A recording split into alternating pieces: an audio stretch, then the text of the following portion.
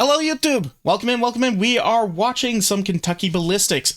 This was an extremely highly recommended video I watched. My 50 cal exploded. So this is why this is a video where it's going to probably be a little bit unpleasant in some situations. Not sure how he's going to edit this. I'm sure it's going to be perfectly safe for YouTube. But this is a video where safety is always something you need to take into consideration. Of course, shit happens, but as long as you can live from it and learn from it, then you're going to get better. As we've seen in some of his more recent videos, here he's using like hooks in order to do some of his crazier shots, I guess. Actually like hooks in order to activate the trigger on his guns, so drink some water, dude. Yes. So that's him learning from it. So let's see what happens. Okay? This did happen like 5 years ago though, so He's fine now. Obviously, he survived. Yeah. What's up, everybody? My name is Scott. And you look like shit. And I'm going to tell you about how my 50 cal exploded and I almost bit the dust about 2 weeks ago. Oh my god. Holy crap. So it buggered up his hand, broke his nose, and almost took out his head. Holy crap. I know a lot of you are probably wanting me to explain my injuries, and I'm going to do that, but I think it's best we start from the beginning. I know some of you are going to try to skip around in this video. I highly recommend you stay tuned and listen to all of this. We are, because safety is extremely important. We are not immortal beings. I might be an immortal being as a slime, but I mean... Squishy people, you guys aren't. But for those who are going to skip around, let me clear something up first. This was not the bear that we torture tested, and this was a complete freak accident. There's nothing that I did to have caused this. So April 9th, 2021, we come out here to shoot a fire hydrant with some slap rounds using my Serbu RN50. So we have the Serbu RN50 with the 36-inch long heavy barrel, and we're gonna go ahead and go big or go home and start out with this. You went home. And you almost went home in a body bag. This is a 50 BMG slap tracer round. Oh, that's a big bang. That's a big boom. The slap rounds tend to go a little to the right, so I aimed a little to the left, but this one actually hit true to where I was aiming. We hit right here. And you can see that thing is smoking. Damn. And then we blew right through the back of this thing. Everything was going... That went right friggin' through. The muzzle flash? Oh, I didn't even notice the muzzle flash. Here. Let's back up a little bit. The slap tracer round. Let's thumb through. Ooh. Boom. Just big flash. Damn. Smoking. And then we blew right through the back of this thing. Everything was going pretty smooth. We shot the fire hydrant several times, but the slap rounds were acting a little funny. One of the slap rounds hit like 1.5 feet low and to the right. I say we hit it with one more slap round, but this time aim for the thickest part of the fire hydrant and see what happens. Boom. Ooh, low miss. Notice how much larger the muzzle flash is compared to the first slap round. Oop. Hold on.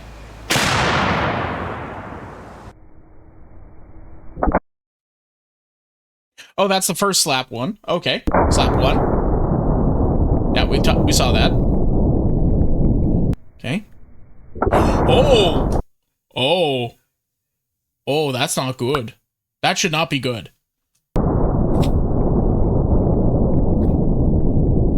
The gun was functioning normally, as it always has. I've been using this gun for a long time now, and I've never had any issues out of it. So before all this happened, we took one last shot, and it was actually really, really cool. The round was stuck out the back of the fire hydrant. This is a 50 BMG silver red tip armor piercing incendiary tracer. That's a lot of words for a bullet. So we went... Hold on, let me back that up. Because I don't even think I saw a muzzle flash on that one.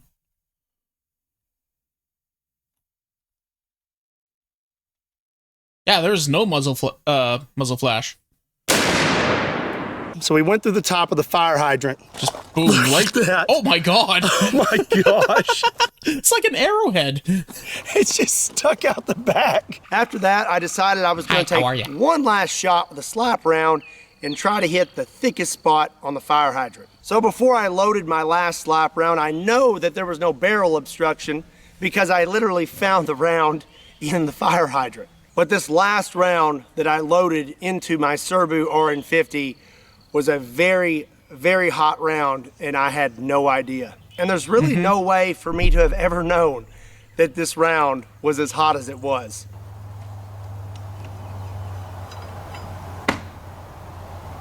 So here you can see me taking the last shell casing out, and now I'm loading in the slap round.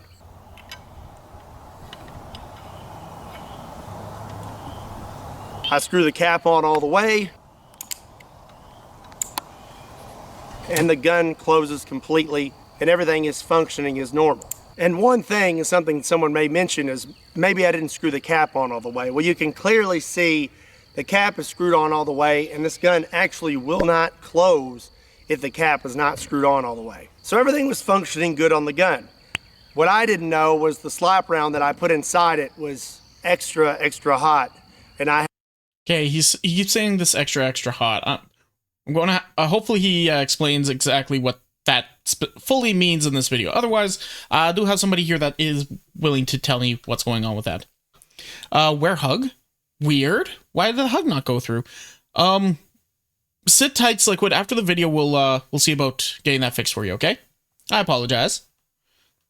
I had no idea, and there's really no way for me to have ever known. These rounds are extremely rare, and they're very old. They're like $100 a piece. These aren't manufactured anymore, and really there's no way you can really know what's happened to them over time as they've passed hand to hand. I was under the impression that these were genuine military surplus rounds and hadn't been tampered with. So now I'm gonna actually show you what happened. It's not graphic.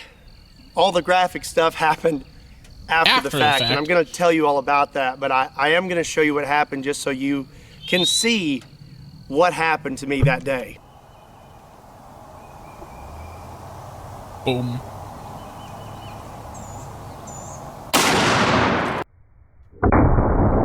Oh my God.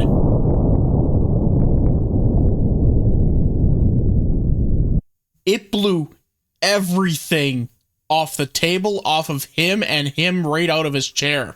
Oh my God. So when I pulled the trigger, the gun exploded. It just straight up exploded. Like,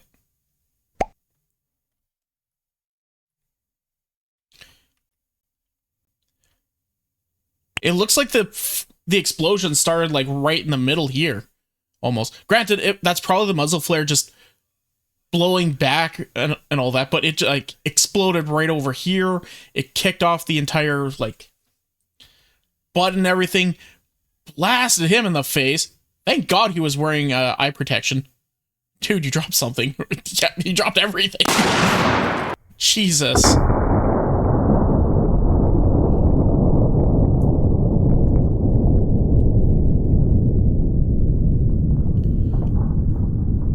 So when I pulled the trigger, Jesus, the gun exploded almost immediately. So the first thing that went was this cap. And this cap is solid steel, and it is very, very heavy. If you look right here, the threads are sheared off of this gun completely. Holy I spoke crap. with Mark Serbu, and he said that normal pressures are 55,000 PSI. And for those threads to have sheared off and this cap to have just blown off like that, that would probably take massive amounts of pressure. Massive amounts of pressure. Holy crap. Also, blessing in disguise, this is like a huge boon for a gun channel. Like, this is something that is extremely important to show off and also, like, you know, well, specifically live through. Like, thank God he lived through that. But this is such an important thing to show because, like, guns are not toys. They're never toys. You should never treat them as a toy. You can be fascinated with them and you can do all this crazy stuff with them, but you should always take extreme precautions with them, like ludicrous amounts. Because once again, they're not toys. They are weapons. They are straight up weapons. And if you treat them with disrespect, they will disrespect the fuck out of you. We're looking at over 85,000 PSI. So the cap blows off. It's kind of hard to put these on because of my little nose brace. I'll explain. But safety glasses are on. Thank God. And this cap, you can see this little crescent here. This cap hit me right there. I'm not really sure which way, probably more like this, but it struck me in the face. Yeah, you probably would have lost your eye without those glasses. Let's be perfectly honest. Also, I should also mention, this man is a professional. He's been doing this for years. Pardon me, years now. And this shit can happen to him. Imagine if you were somebody that is completely inexperienced. Completely inexperienced. Like, this is not a fun situation to be in.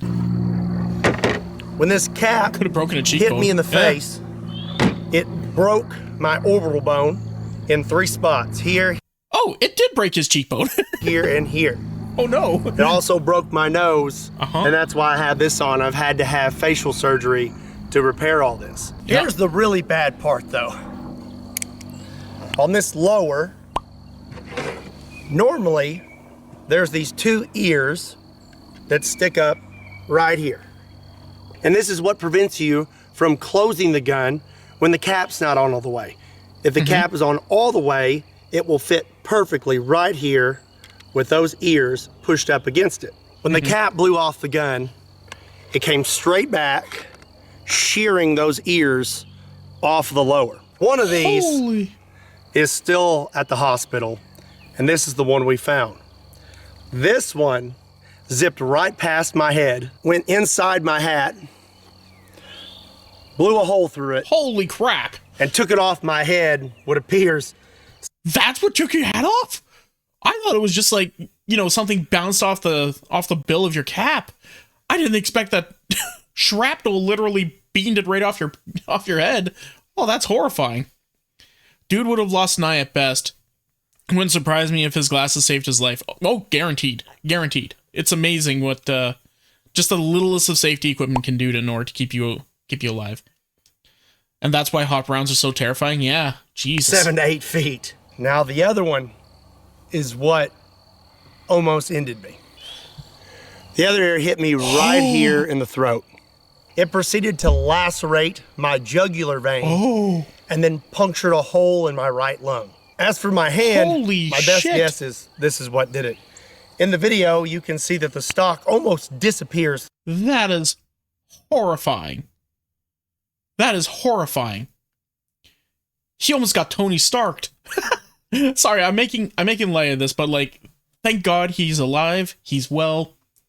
He managed to get through this, and honestly, this is a huge story for him to be able to keep on his channel as like a, you know, a public service announcement, just like, hey, don't play with these things. These things are not toys. They're dangerous, lethal weapons with explosives. Lacerate is such a good word. It really is. It does a really good job of making you just be like, I'm scared now. But yeah, no, these are not toys. You can't treat them like toys. He's a professional, and even he got completely messed up by this. Like, completely messed up. This was the best case scenario. Instantly. I believe it came in a downward motion and hit my finger. You have your natural bend in your index finger. Well, this bone right here looked like a V. So my finger looked like a big W. So back to the lacerated. It should not bend that way. Oh, that's horrifying. Jugular. I've now been hit in the throat, and I'm not really sure what happened because when this cap hit me in the face, I went blind in my right eye instantly. Yeah. I have vision coming back now, and they say my eye should make a full recovery. But in that moment, I went completely blind in this eye, and it was like I had been punched. And I went backwards, and I landed on all fours. A lot of you wonder who is behind the camera in my videos. This is my dad. His name is... Oh my god, it's his dad? That is... Yeah. His dad was behind the camera? That is... Oh. Oh, man, my heart breaks for you, bud. It's also Scott. If he had not been out here with me, that would have been it for me. He come running up and he let me know of my injuries because I was still in a daze. I've just been punched in the face by a big metal cap. And he let me know real quick that there was a hole in my neck and I was losing a lot of blood really fast. My dad shoved his thumb into my neck. Holy shit. Said, put your thumb there. Now that I'm aware of what's going on, I took my left thumb, I took my shirt, wrapped it in my shirt, and I shoved it as far into my neck as possible.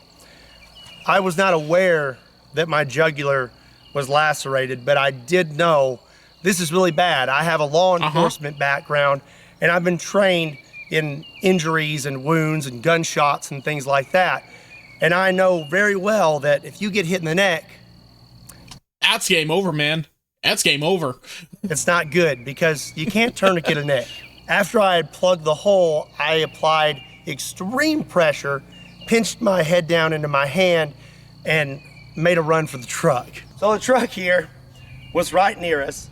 There's a trailer attached. I had to run around the front. I jumped in the passenger seat. Dad jumped in, and we took off. And this all happened in a matter of seconds. I would say under a minute. We were in that truck and this man's a tank.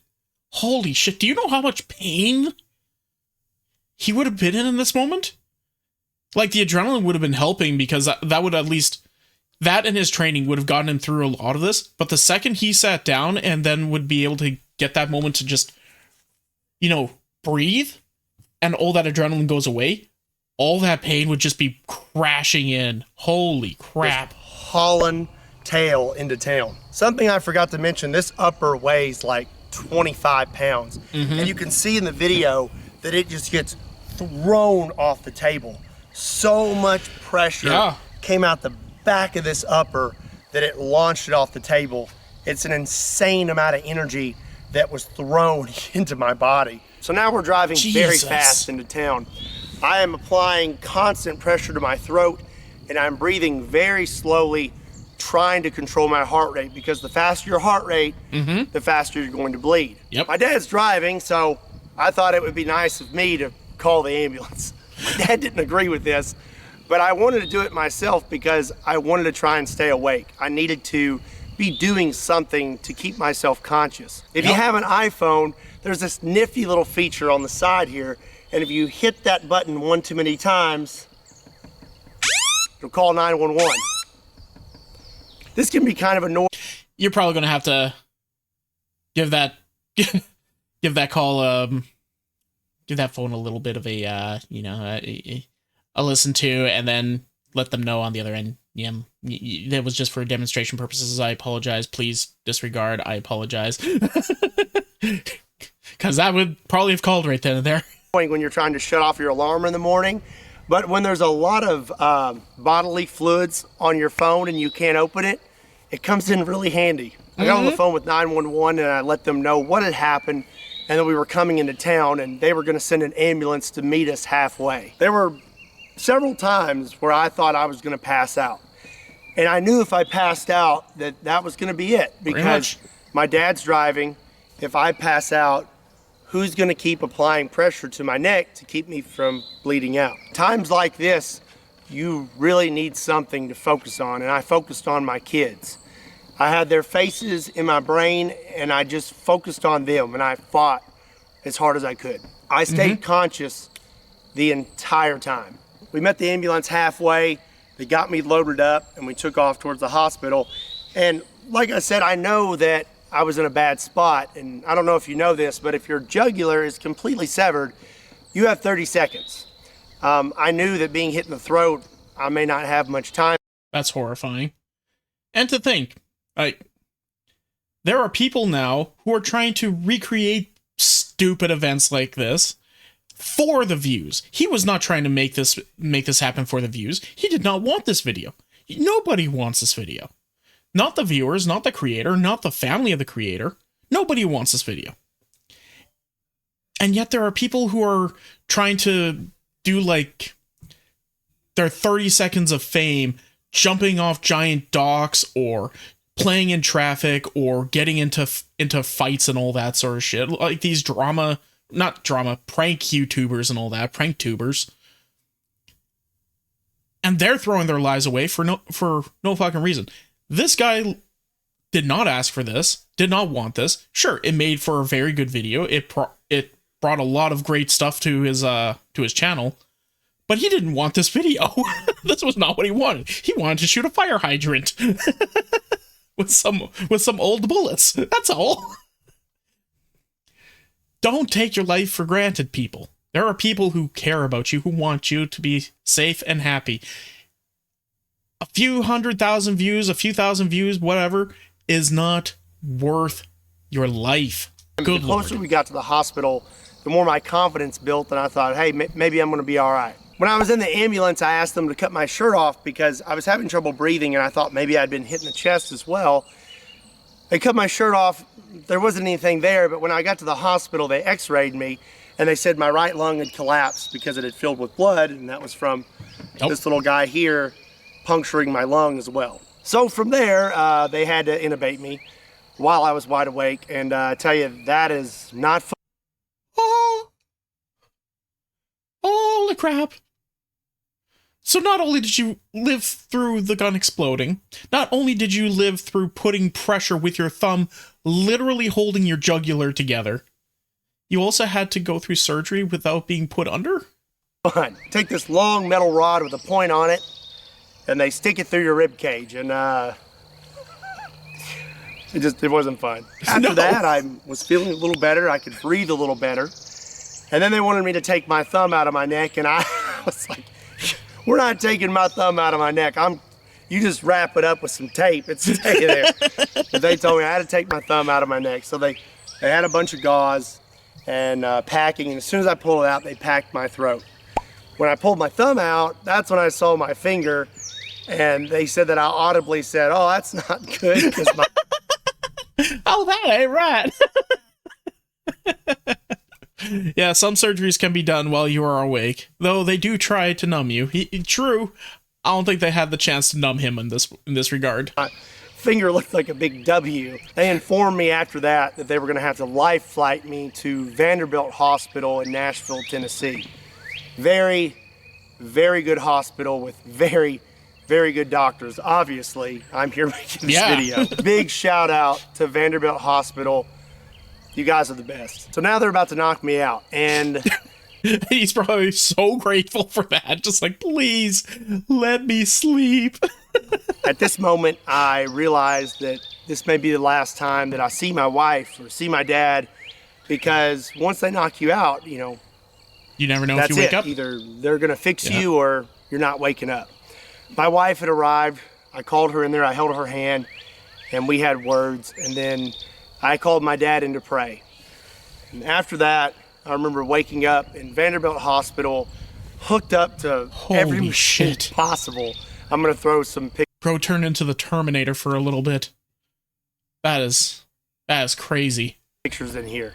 So they did a number on me. So you can see this cut here, and this actually goes all the way down to right here.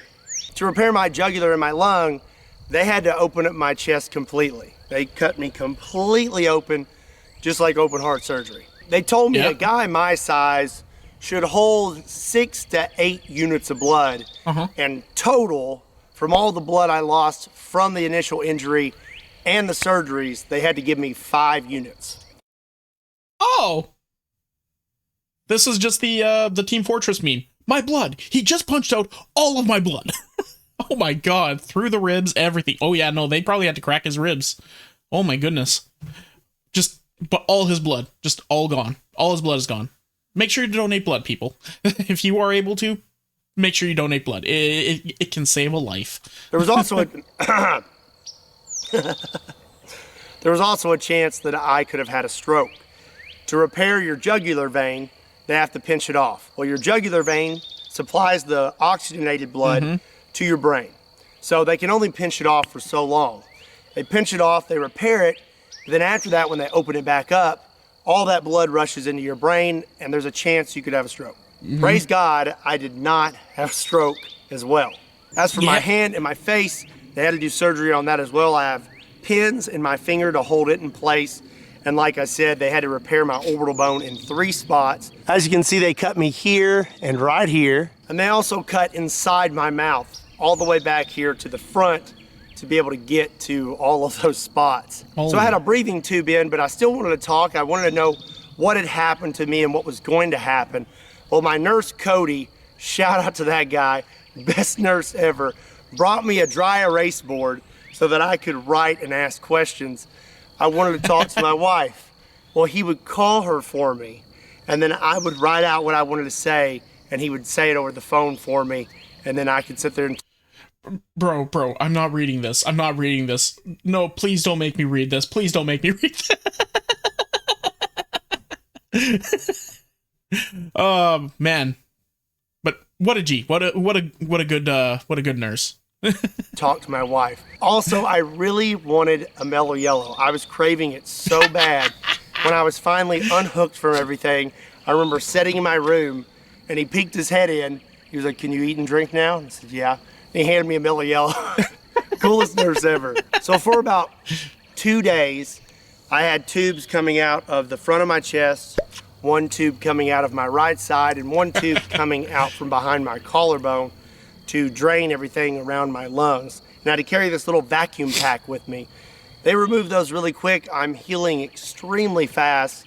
They kicked me out of trauma within a few days. This happened on April 9th, which is a Friday. I went home the following Saturday. Holy shit. Wait. He went in on Friday and was out by Saturday? Or was it like the next Saturday?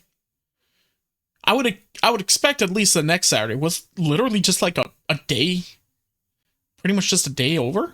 There is a lot more to this story when it comes to my injuries and everything that I had to do to overcome them. Long story short, I shouldn't be standing here. Nope. I should be 6 foot under. Thank and if fucking it wasn't God for God, just thank fucking God you're still standing there, bud. Holy crap. Thank God for your family. Thank God for your dad. Holy shit. I wouldn't be talking to you right now. So I know there's one big question that you're all wondering. What's going to happen to Kentucky Ballistics, and am I going to keep making videos? And the answer to that is absolutely. Oh, yeah. I'm not going to quit doing what I love because of a... No, if anything, like, this probably just ignited your passion and was like, I just need to be a little safer. That's it. That's all. I just need to be a little smarter with what I'm doing. Holy crap. And honestly, that's the best thing you can do. When you get bucked off the horse, in this case, he got bucked off and then kicked in the head. You can either be afraid of the thing or get right back on and retame that shit.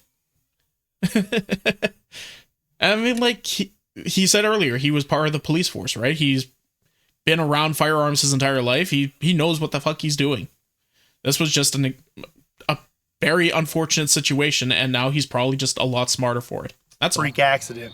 There's nothing that can keep me from continuing on. I love what I do, and I appreciate every single one of you. I am healing at a Wolverine rate. I am healing so fast that really a lot of people have been kind of confused at how fast I'm healing. When you take care of yourself and, you know, you're in good condition, you're young. At this point, he's pretty young, like, and all that. Like, yeah, no. You heal really quick. You can heal really quick. You eat well, you take care of yourself, you're good. It's amazing what that does. He's healing me quick. And I'm going to keep making videos, and I cannot wait to get back out here. I have some videos planned, and I think you're going to like them. It's going to be some really funny stuff. Also, I know there's going to be a good bit of you that want to support me while I'm healing, and I just noticed his shirt. Just put a thumb in it. I really appreciate that, but I don't want to do a GoFundMe or anything like that. If you want to help me out, I want you to get something out of it too. So we got some new shirts. The doctors told me that if it wasn't for this thumb, that I would have died. This thumb saved my life. And my wife came up with this saying. She said, just put a thumb in it. And I thought that was the funniest thing ever. So That's what we're going with. We have Just Put a Thumb in It shirts. I think these are awesome. And if you want to support me, there's a link in the description down below. They're available now. Pick you up a shirt and support Kentucky Ballistics. This is not my normal content and definitely not what you expected me to post this week, but this is something I don't think you were expected to post it this week either. something I felt like I needed to let you know. Again, this was a complete freak accident, and there's no way I would have ever known just how hot that round was until it was too late. So like I said, I'm healing really fast, and I'm gonna be back to it as soon as possible. But in the meantime, keep your eyes peeled for some pretty interesting videos I have planned and my update videos. Before I close this video, I just want to say how much I appreciate every single one of you. Thank you for making what I do possible. And I know that the majority of you are going to be extremely supportive right now, and I really, really appreciate that. Don't forget, if you want to pick up a shirt, there's a link in the description down below. And as always, my name is Scott. And you will most definitely see me next time. Hell yeah, brother. Oh, and then he instantly pulls out a gun and shoots the damn fire hydrant.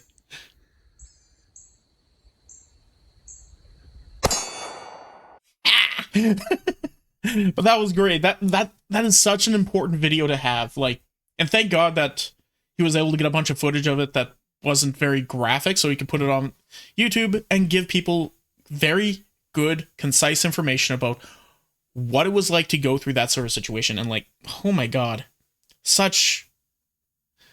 what a tank of a man. And that dad, bravo on keeping it together. That is a man. Hey, did you enjoy that? Was it funny? Well, come and check it out live over at twitch.tv/freeform_art. Make sure you put the _art. We have lots of fun there. We enjoy ourselves, and we want to see you over there. So come on and hang out. See you in a bit.